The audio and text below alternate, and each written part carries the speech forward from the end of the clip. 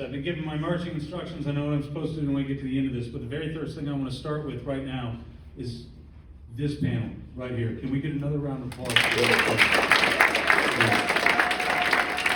Forsyth County has once again put forward an excellent slate of candidates, giving us a diverse, wide variety of choices and a front line. These are your frontline troops going in to fight what has become local battles, what has become battles over women's right to reproductive health care, over parents' rights over the health care of their children, most especially when it comes to the LGBTQ plus community, over IVF all of a sudden. We've just seen it released that the Republican Party on a national scale actually does in fact want to mess with our Medicare, Medicaid, and Social Security. Does in fact want to attack the 14-year-old now ACA. We've seen all of these things, so it matters very much who you send to every level of government. And in Forsyth County, you are so lucky when it comes to North Georgia counties to have such an incredible group of people to pick from. So, please, you go to the heart. Yeah, come on in. Make it all the class. Now, there are a lot of new faces here tonight, so I'm going to kind of go ahead and through and introduce myself. My name is Bob Christian. This is my second time running for Congress, although this is my first time running for the 7th District. Last cycle, I ran for the 6th District, and the cycle before that, I lived in the 9th District. I haven't moved. The districts have moved around me. It is one of the critical signs of gerrymandering, and it is one of the things that kind of made me change my mind about how I wanted to be involved, and where I wanted to be involved, and why I wanted to be involved.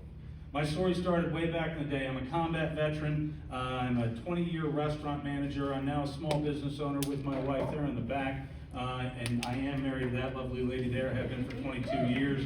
I'm a father of 2 daughters. I have a grandson running around out in Colorado. Just recently broke his arm. Had the saddest face ever. It was terrible.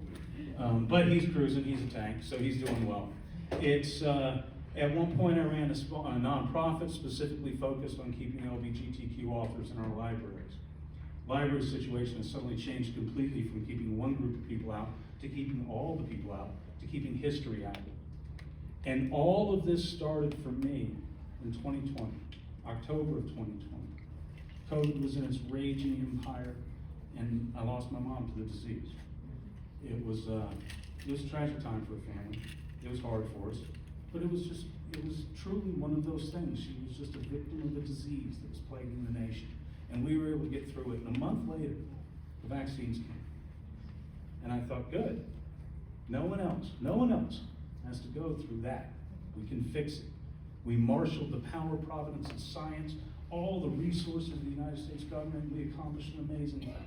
In 9 months' time, we had the solution to our problem. It was a testament to what the United States can do when you put together everything that the United States can do. And then our leadership just collapsed. It just disappeared. It pitted us one against another. It put science itself on trial.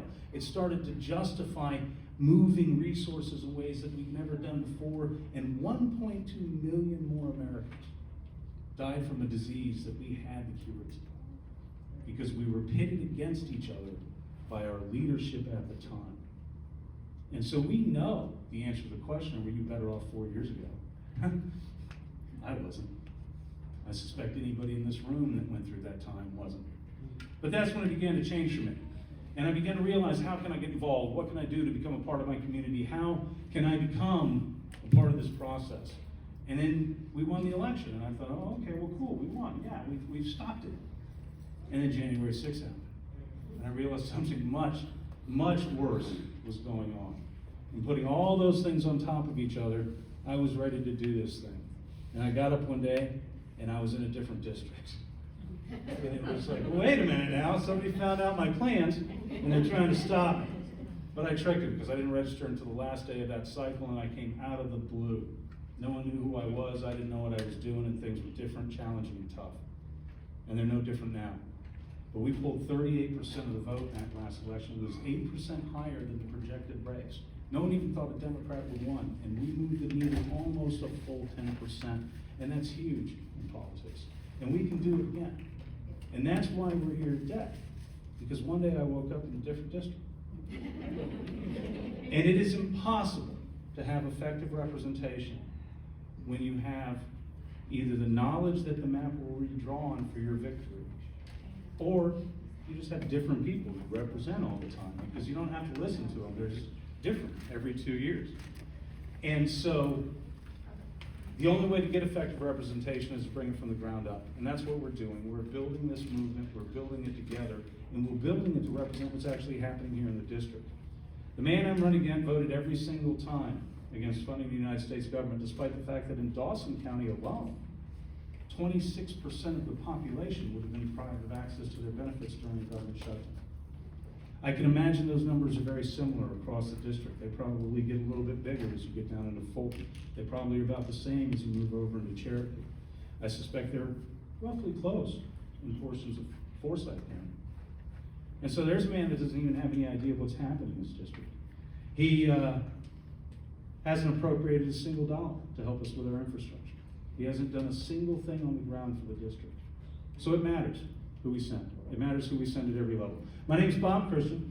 You can find me at christianforga7.com. If you'd like to donate to the cause, you can donate straight at the table in the back. We've got a lot of swag hanging out back there. You can also do so at the website.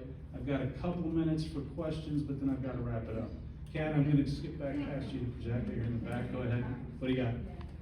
Bob, I hope second time is the charm, as you said. I do too. You know, there's a saying that the rising boat lifts all tides. You know, you have an added responsibility of lifting all the frontline wonderful people just you said over here, right? You have an added responsibility. The reason I say that is because I see a palpable lack of enthusiasm among Democratic and activists this time around as compared to 2020. And I hope I'm wrong, but I see it. That there's a palpable lack of enthusiasm because of so many different factors, the Gaza war, or whatever. You know, I can go on a long list. I don't want to spend time here on that. But how do you have plans to overcome that challenge? Oh, definitely. Yeah. Definitely. The biggest issue we're seeing happening right now is to overcoming the apathy that we're seeing at the moment, is we've got a long way to go. An absolutely long way to go. Most of our activist organizations have just come out of the presidential primary, so they're on a downward cycle at the moment because they just got done. They're going to ramp up as we get closer into May 21st, and then they're going to ramp back down again. And then as we get deeper into the summer. So you're going to see periods where it doesn't look like anything's happening, but trust me, things are happening. I get 114 emails a day about things that are happening. I have to take questions after the fact. I've got to wrap this up, let it turn it all over. Ed, I wanted to bring you up here real quick, if you don't mind, please. I'd like you guys to meet a good friend of mine. His name is Ed. I met him just a few days ago. He is part of the group that you see here on his shirt, Vets Against Trump, and he wants to talk to you a little bit about some of the activism that he would like to bring into our area. You got a minute? I'll take 30 seconds. Thank you, Bob.